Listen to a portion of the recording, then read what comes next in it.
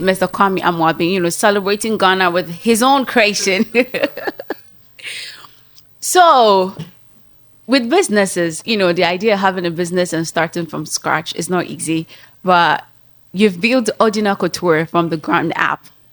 So, we would like you to share the story behind the creation of the brand and how it has evolved since the inception of it. That's a big one.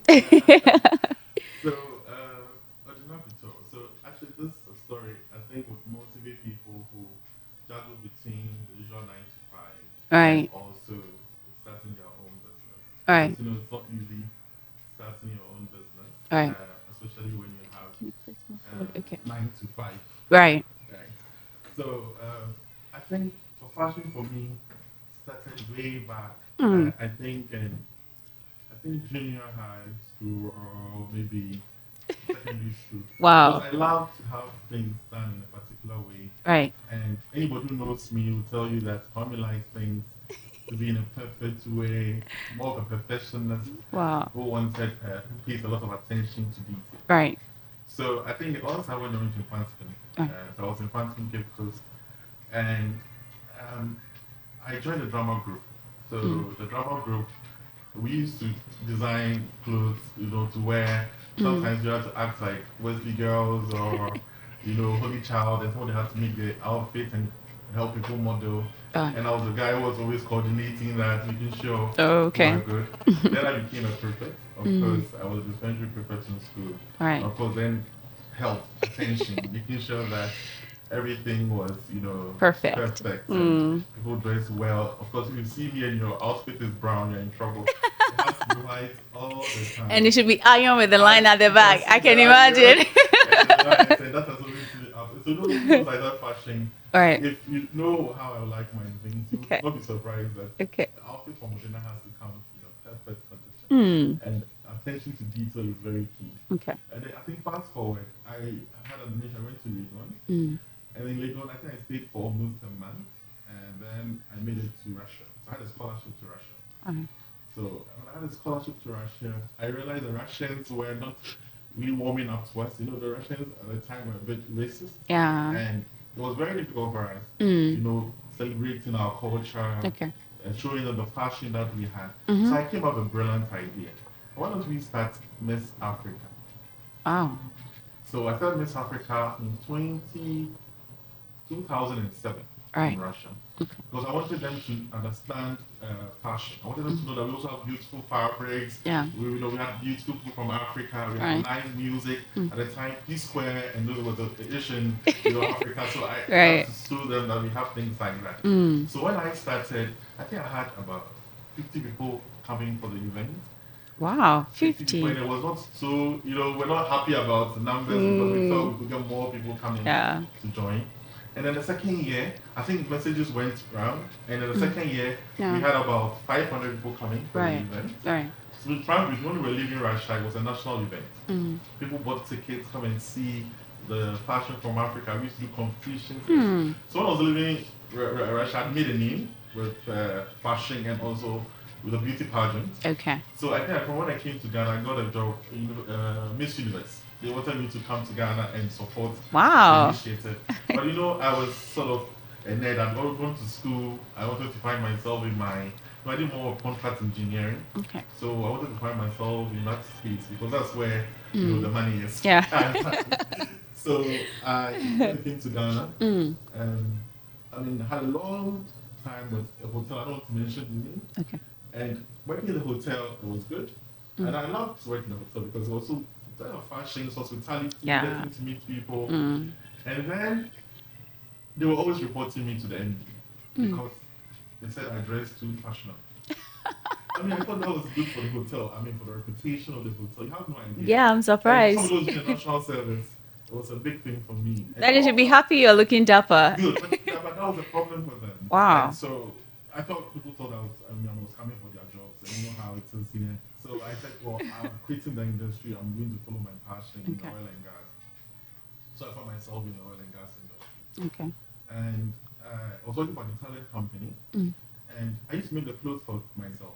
So When I go, oh, you look nice. Who made it for you? I said, I did it myself. I Oh. designed it. That was always the talk that I would always say. Okay. And then they will say, oh, I want one. Can you make one for my husband? You know, it's beautiful. Okay. And I said, well, please, I'm doing 9 to 5. I cannot make an outfit for anybody. At the time, I did not learn the trade. So I said, okay, my boss, Constantine was like, look, you know what? Why don't you set up a small office around? Right. I'm like, okay, I'll give it a thought. So we're at Ridge. Okay. And getting a shop at Ridge, you know how expensive Yeah, that would very be. expensive. So I said, okay, well, why don't I go to Tishi, Nubwa area. Right. So I got a place around Aboma. Okay. To be frank with you, if people had seen where we were operating from, they wouldn't have come in. Because it was a very small kiosk. Right. You had 2 tailors in there. It was very hot at the time. But I had to juggle between closing from work and running to Tishi all the time. And then making my way to Lakeside Estate. That's where I live. So wow. I close my work at 5:30 or 6. Okay. I go to Tishi. Tishi to go and do that. Then later go to Lakeside. Take measurements of clients. Oh my God. And then from Tishi, you have to come back to Tishi. And so the business are growing. After the first months I did for my colleagues, people started coming. They needed outfit done and all that. And then for me, it was a good thing because like, oh wow, the business is growing. Yeah. Now people were saying they want to come with their husbands to come and do fitting. Oh God, they can't even come here. They will not come again. So I think I was having an idea, and I was like, okay. I started speaking to my mom, and my mom was like, why don't you use your house? Your living room can be turned into the showroom, and then your kitchen can be converted to the workshop. Very good idea. And I said, okay, no, let's do that. We didn't have a brand. There was no name for the brand. Yeah. Okay. So we decided to bring it back. I moved all the guys back to the house. Right. And then we had the kitchen. I converted my kitchen to the workshop. My living room was it. Okay. And we're starting hosting people for fitting. You know, how they want to wear the clothes and all that. So it was a bit okay because we didn't know the backstory. That moved from teaching, so it was a bit good. All right. And it started growing. But then something really happened. COVID happened at the time. And we were just all my guys who had joined. At that time, we grown about 6 employees. And COVID, so they will have to be at home, and most of the guys were foreigners, and they had to be at home. So I said, why don't we do something to help, humanity, society? Let's make face masks for people for free. So I came up with that idea, and we made about 3,000 face masks for free. Wow. And I think that was our breakthrough. Because after that, people started coming to us. At the time, we did almost all the face masks in Ghana. Right. We all came out with the cotton 3-layer thing. That Oh, we had our logo. wow. So GT Band was our client. We did all GT Band face masks in Ghana. Right. We did for First Atlantic, we did for Japan Motors. I can mention it. Right. BNP, CNP, everybody was coming because we had done it. Yes. And then this has grown from 6 employees, became 20 employees. Oh my God, 6 and to 20. Guys could actually only make face masks. Some of them. Could not make the kaftans that we now. You know how. We had built a brand on, people wearing the outfit neatly done and all that. And face mask was not our thing. So after COVID, what would you do?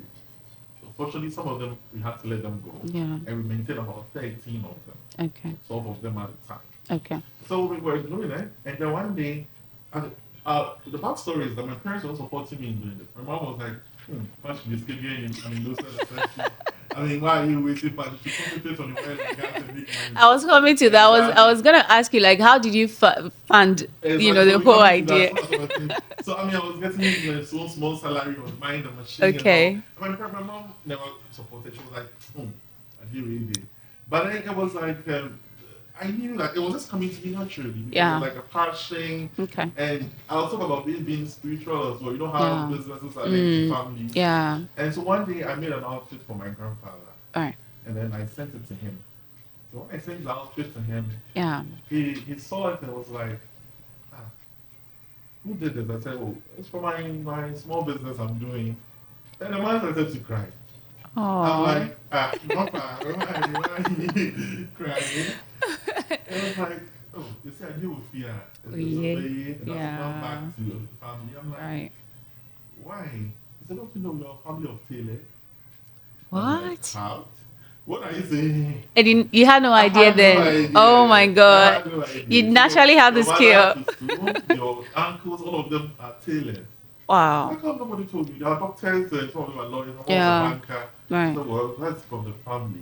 Actually, your Mm. grandmother was the one who started the business. She Oh. used to sew, and Mama will come and get and Mm. she sews, and everybody loves He it loves it. because she doesn't even take a measurement. She just look at you and sew. Oh my And when God. I do that too. Wow. So I can look at people, do the measurements, and it's always perfect. That's So, amazing. and then so, it's different Odina. So Yeah. that's where the name came from. Oh, okay. Again, Odina. Again. Named after Oh, my okay. grandmom and my mother. Because my Oh. mom also named my mom Odina. Right. So I was like, oh, okay. My mom from Again. So that's where the Mm. viral story from. So it's Okay. actually Odina. Odina. Anybody who understands Tree very well knows that it's Yeah. like again, something unique. Unique. Yeah. Yes, exactly. Wow. So that's how it started. All right. The one we were just talking to my mom outside, all this along, she wasn't pushing for the brand.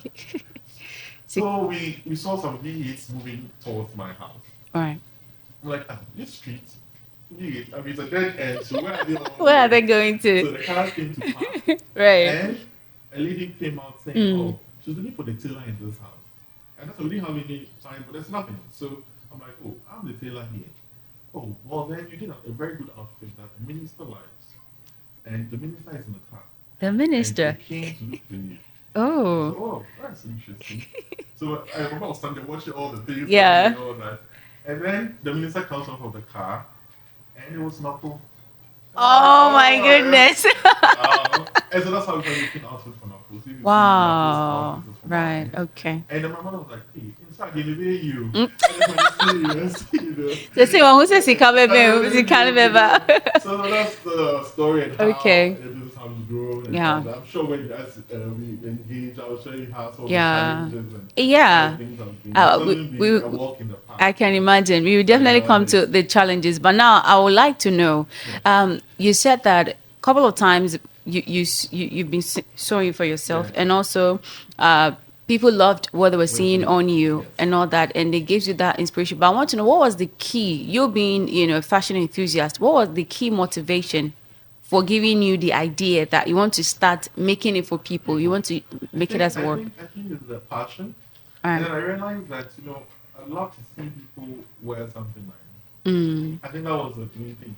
And I always tell people when I speak to young entrepreneurs as well, myself also doing well, I tell them that there's a passion that drives the whole thing. Right. Sometimes it's not really about the money, because I could have gotten the money from my oil and girl job and I'll be very fine. But it's the joy of seeing the brand on TV. Sometimes people call you, I saw this person wearing a clothes, and they see the Caesars and everybody's like, oh, that's what they're not. It gives me that joy. And also to say that, of course, I'm celebrating the family.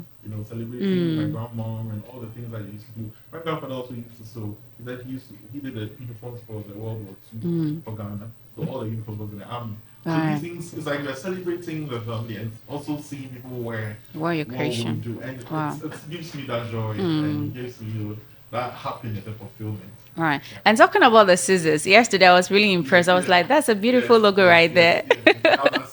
Yeah, it's like it's ready to always cut.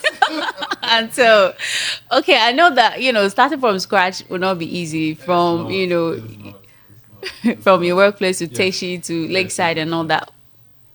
What were the challenges, like the ones you went through before building it up to how it is now? I think most of the challenges will be, financial challenges, of course, and then also the people.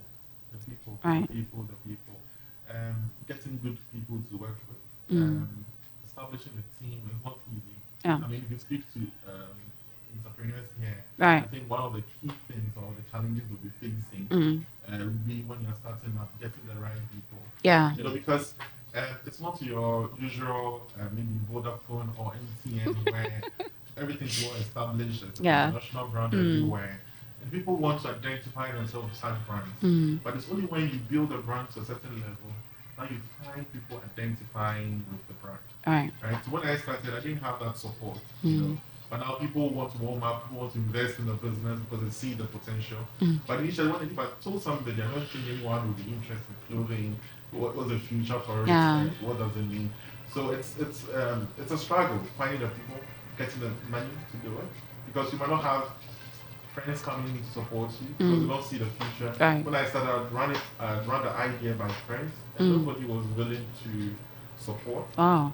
Family, yeah, we supported. But of course, I understood them because they wanted to divert my attention Yes. from Your those mother things. wanted you to get more Exactly, money. more money from that. Because you've gone to school, you've had all the master's degrees and all Yeah. in the world in Right. your back, and you want to do this. Yeah. Of course, now people are encouraging their boys to go into fashion because they see a future in that. Initially, it wasn't. We're not supporting that, financially. Okay. So now I'd like to know, I check a few of your collections and I'm seeing it having like native names like, Denchem creation. I'm seeing Sankofa, I was seeing Odinaman. And I was intrigued. I was like, you've traveled around the world, most part of the world. And, most times we believe that if you travel outside, you like to have that kind of touch in everything you do. And I was hoping, why still having native names on your collections? Yeah.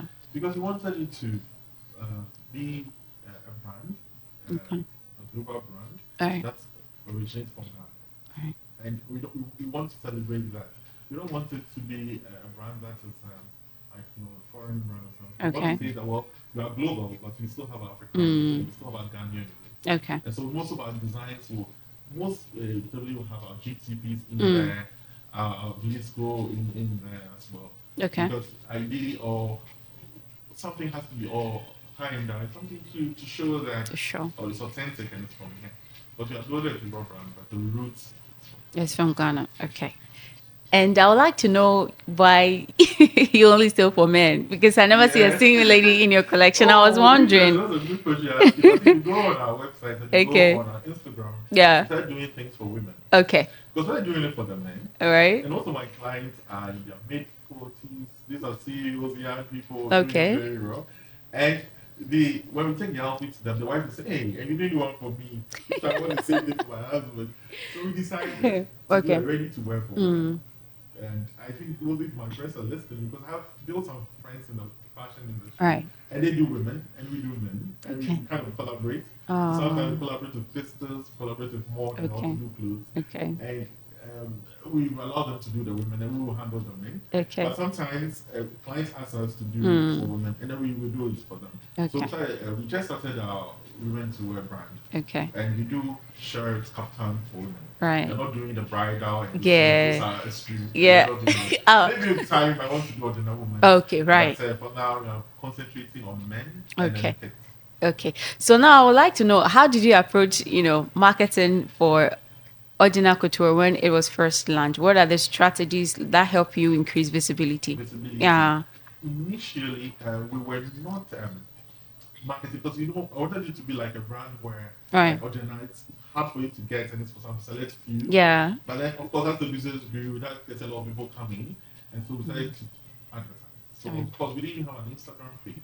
And then so we said, okay, well, let's put an Instagram page together. Okay. Because now we need to reach out to people. Right. Then we have to put a website together as well. Then we understood from an angle that people love personal branding, so personal marketing. So we were not going to do it and sit in our homes and wait for them to come. Right. Or we're going to go to them. So that's what we do now. Mostly you have a driver and somebody will go and meet the client. Because most of our people don't want to drive to us. These are big men who are busy, they don't have time.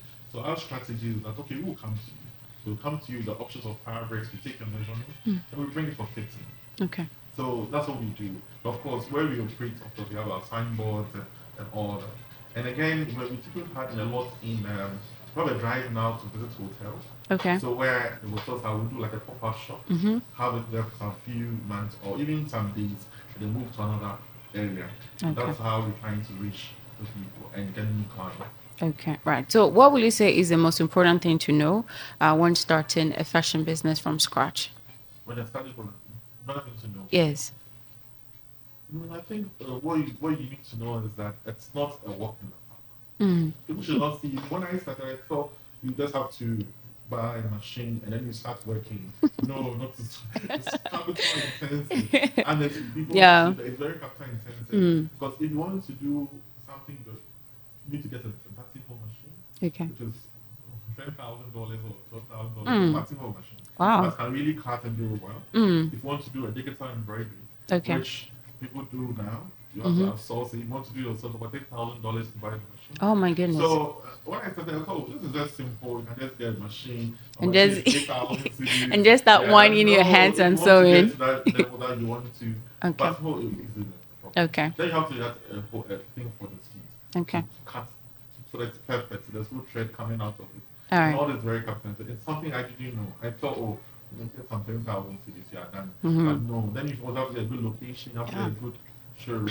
Because you know how that we are trying to keep the perception about fashion. Okay. That it's not just some small person sitting in a kiosk, you go in and they do it for you and you're done. But of course, we can take it to a different level. Let's Right. take a sustainable fashion arm as well. Okay. So, which is something we do, which we talk about as well. Okay. So before I come to you, Mr. Kwame, so listeners, if you have a question you'd like to ask him regarding what we are talking about, starting business from scratch, or any inquiries you'd like to know about Odina Couture, please kindly call through 0243 909 909. 0243 909 909. So, Mr. Amoabeng, to continue the conversation, talking about you not knowing that it was difficult, do you think the statements they've been saying, you should start small? Do you think it'd be a good advice in fashion, or they should gather themselves and get prepared before starting a business like that? No, I think you should start small. Okay. I think Ordinary also started small. I told you we're in the fields. Yeah. We had only one machine. We have all this embroidery machines Okay. and stuff. So I think you should start small. Right. And starting small helps you to understand the business. You will need to really understand the business. Okay. And for you to be able to do very well, you need to understand it. You need to build a business. Right. And when you start small, it gives you the opportunity to learn and start and understand the business. Okay. So when you're big and the challenges are coming, you understand it because you have gone through the mistakes, have seen how to solve it, and then it's easy to solve. Right. And I think that's what's going to really help. Starting small, working with them, understanding the issues that come with the job. And so any issues that we have now, we have to succumb because we've done it and we've done it well. All right. Okay. So now you've gotten the experience over the years, and now you're also sharing your ideas, helping people build it. I want us to talk about your masterclass. Yes. Yes. So I think 2020 or 2021, 2022, we had a discussion with Brookcrest University. So we partnered with Brookcrest University. Okay. So that's where we set our sustainable fashion on. And what we do is that we turn textile waste to pillows, sandals, shoes, furniture, and we train people on how to do it. Wow. And I partnered with the university because we thought we wanted to bridge the difference between academia and industry. We wanted people to understand that there's a gap between academia. You go to school, and what happens on the field is very different. Sure. So what we partnered with them to do is we go for the training and you come to us for the practical aspects of it. Okay. And then what we do is that every year we run master classes. So the master classes, I bring together top fashion brands who are doing very well. Okay. You can share so from the women's brand, from Kinte Weavers, Ateliers and all that, and also from the men's wear, come and share their experience and how they were to build their brand. And we invite, I think we open it up to about maybe 30 entrepreneurs. Okay. And who are starting a small fashion business. Okay. They are facing challenge. And it's hands-on, it's practical because you meet the people, they're all there. Yeah. The first one we had with Sisters, we had with Maud, we had with Prestige Kinte.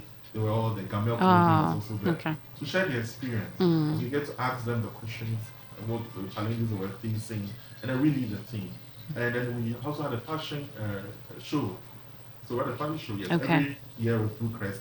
Okay. To talk about fashion, sustainable fashion. There's a section for sustainable fashion. Okay.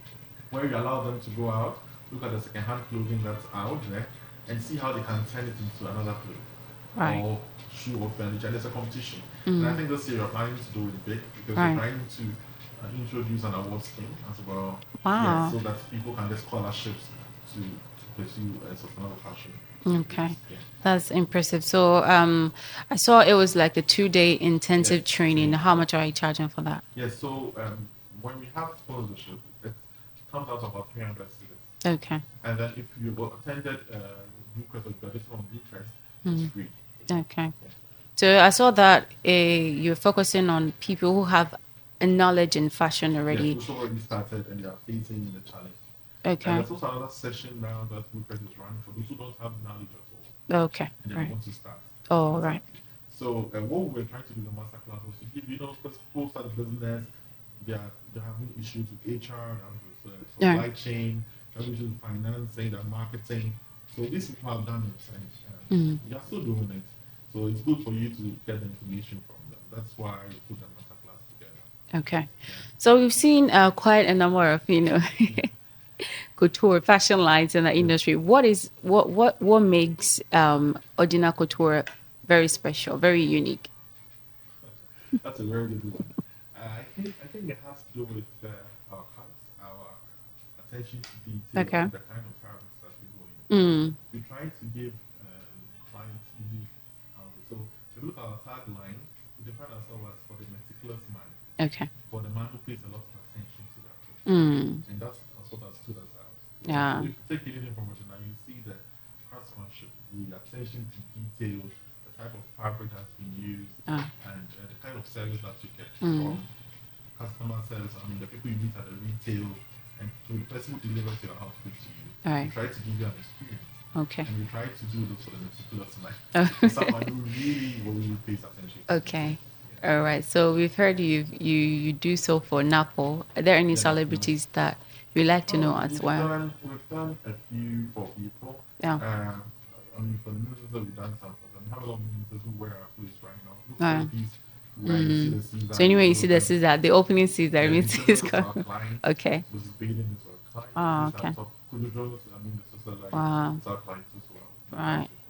Okay. When someone is listening, they are hearing these big men, they'll be like, "Oh my goodness!" Then it means it's gonna be expensive. No, So- I think that's what's the perception. Yeah. Maybe in the area where we recruit, Yeah.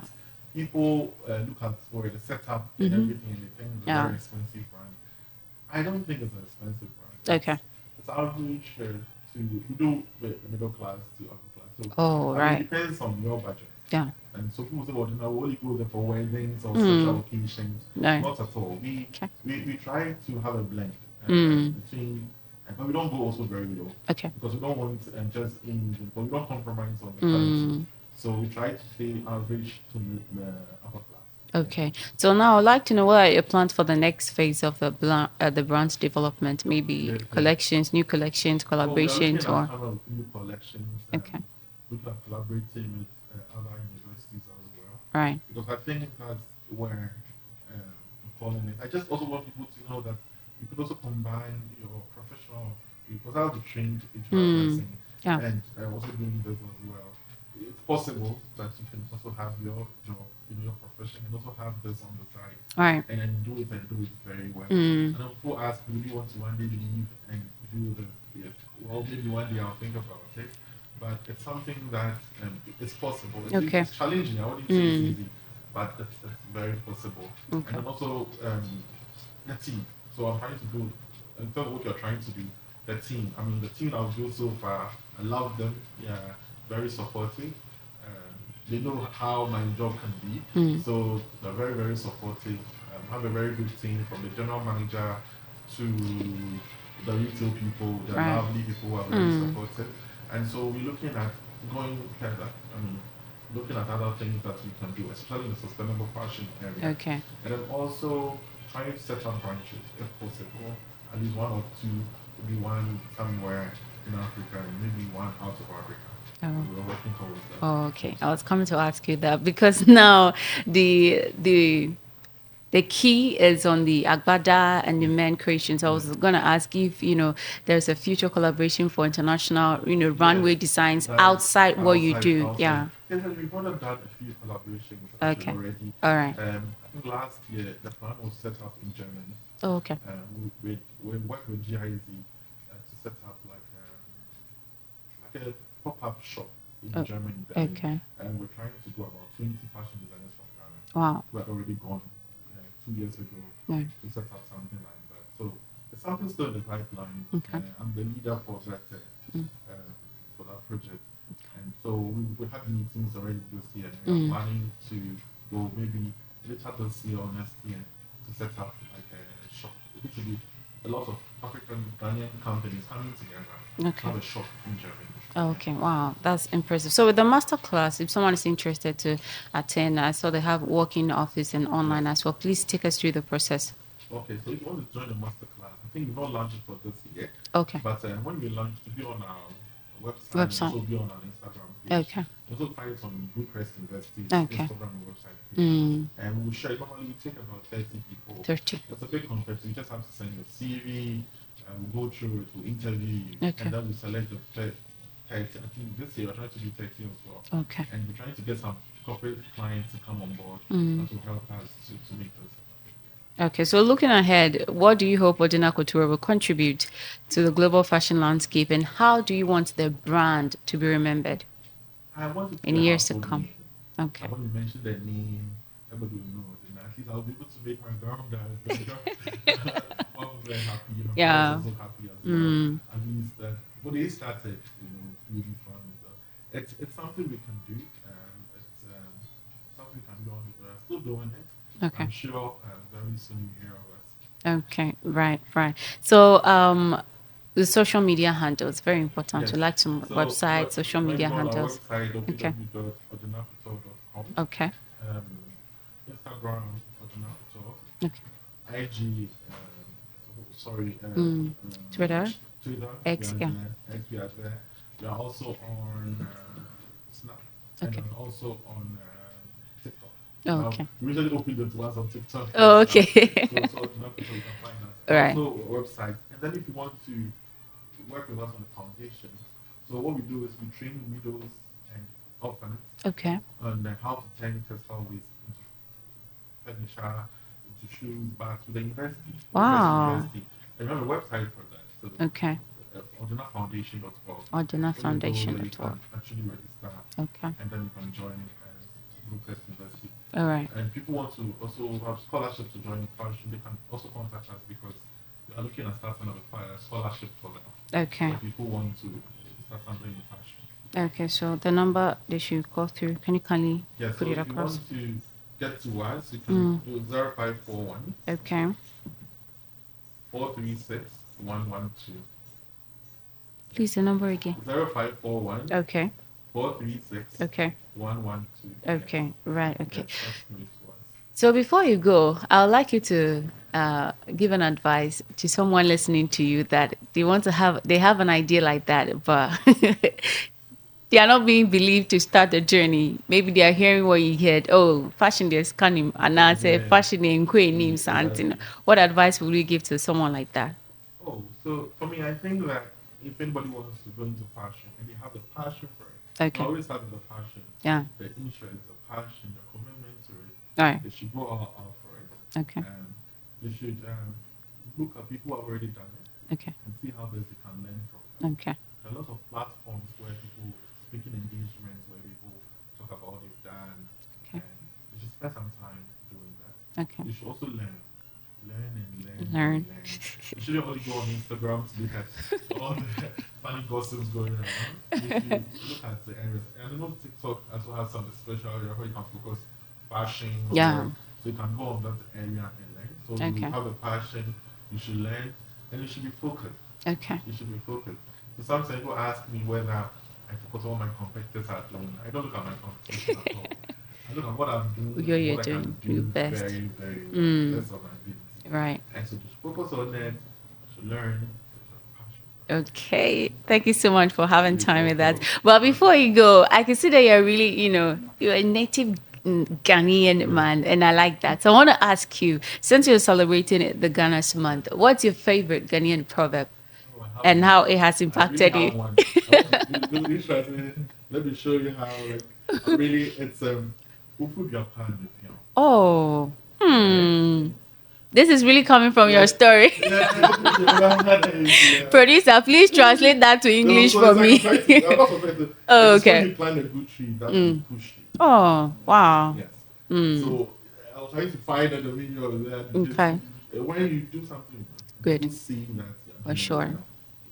And this is also for the young people who are listening Right. and want to set up something. When you've done something well, people have seen that, oh, there's something you've done. Yeah. And always the operation But if I hadn't prepared myself to do For sure. and some of the things we are doing is because the homework has been done already. Right. And so when people come, and you should know your numbers too. So like people ask you, what are you doing? How many clothes have you done for this year? Yeah. Who did you do it for? You should be able to have those figures. Sure. It shows you are ready. Right. And then somebody can push you Right. to do what you do. Okay. Thank you so much, Mr. Kwame Amoabeng, for having time for us. You're welcome. You're welcome. Nice and Sandra. Enjoy. Thank you. So that was the CEO of Odina Couture. And we talked about starting a business from scratch. It's not easy. So check their website, odinacouture.com, and see beautiful creations. They said they have a budget for everyone. So don't be shaking, thinking, oh, they just do for celebrities, so you don't have a chance. You do have a chance. You can also follow them on X and Instagram at Odina Couture. And they said they have a foundation as well, supporting widows and orphans, giving them skills to improve their lives. So log on to the website and look for Odina. OdinaFoundation.org. Or if it's a sponsorship or anything that you'd like to know to inquire about, contact them on 054 143 6112. 054 143 6112.